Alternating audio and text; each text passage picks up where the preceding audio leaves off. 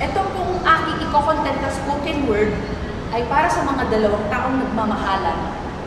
Pwede po sa mga para sa mga high schools na kasalukuyang nagliligawan pa lang at nag-aantay pa ng tamang panahon sa mga relasyon.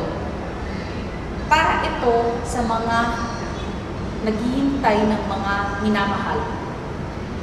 For all LDRs. Ito na pa ang aking spoken word.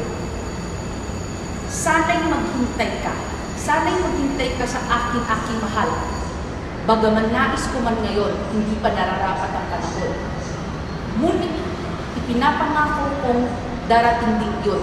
Huwag magbabago ang iyong pag-ibig, sapagkat ang akin ay nananatiling totoo. Maghintay ka lang ng kaunti pa, at babalik ako sa iyo. Sa katahimikan ng gabi, kapag ang mundo'y payapa, alamin mo ang puso ko'y para sa iyo. At palaging magiging ganito. Bagaman tayo'y magkakalayo at tila mahaba ang oras, ang ating pag-ibig ay magtatagal. Ito'y mananatiling matibay. Nakikita ko ang pananabik sa iyong mga mata, ang pag-asa na hindi nawawala.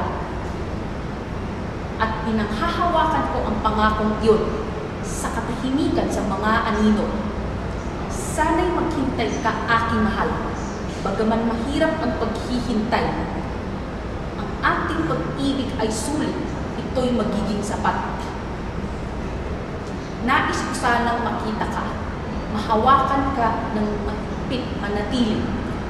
Ngunit may sariling plano ang buhay at kailangan nating hanapin ang ating daan.